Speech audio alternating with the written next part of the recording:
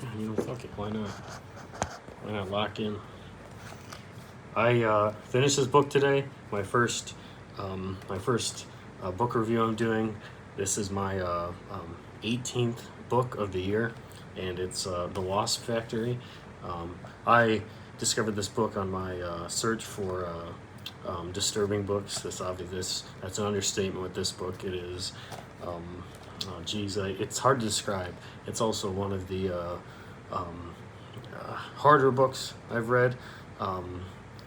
Just a very dense by page. There's a lot going on, and it's kind of hard to, for me, with the rituals. And anyways, the book is about. He's a teenager. Frank is his name.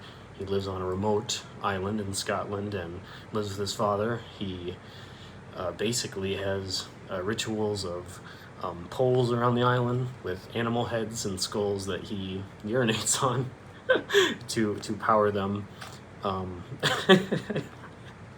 And he also he blows up dead animals, and he has a slingshot as one of his main weapons, shooting at things. And he's also a murderer, killing multiple family members for reasons of his descent. And the Wasp Factory in question, the namesake, is kind of the guidance. It's a giant clock in the middle of his room that has, with each number, basically torture traps for wasps that he basically puts a wasp in there, and it falls down the clock in like a plinko to like a saw blade, or like there's one with a spider that eats the fucking wasp, one with an acid pool, one with a lighter, so drops it in and it singes. And this is ritualistic, and he basically dictates that on his pathways. And his brother is in a mental asylum and escapes, so throughout the book is calling the house, and total fucking freak, and had an incident that made him fucking go wacko.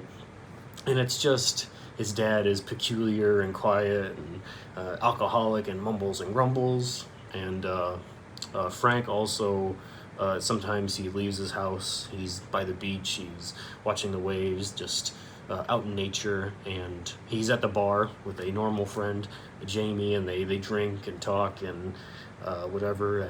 And anyways, I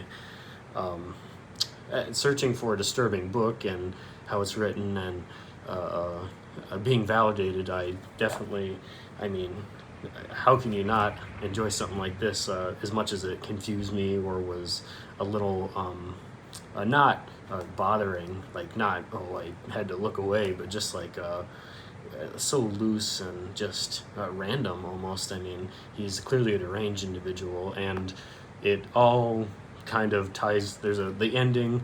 If you read this book, you know what I'm talking about. It's just peculiar, and it says a lot. He has a realization, and but anyways, I would give this book 4 out of 5 stars. I'll read the back quick. Meet Frank, Claude Haim, just 16, unconventional to say the least. And then it says, 2 years after I killed Blythe, I murdered my young brother Paul for quite different and more fundamental reasons that I disposed of Blythe. And then a year after that, I did my young cousin Esmeralda, more or less on a whim. That's my score to date, 3. I haven't killed anybody for years and don't intend to ever again. It was just a stage I was going through. So, I mean, already reading that, you can imagine what you're diving into, this just complex, deranged, and troubled teenagers' just activities. And I read it through maybe a chapter a day for a while, and then just today when I finished it, I was at 130, and it's 180 pages long. So I, toughened that out. About an hour it took. Little dense, those pages are long, and just what they're talking about can be a little rough, but overall I would absolutely recommend this book to anybody. I mean, named one of the top 100 novels of the century, so don't take my word for it. Take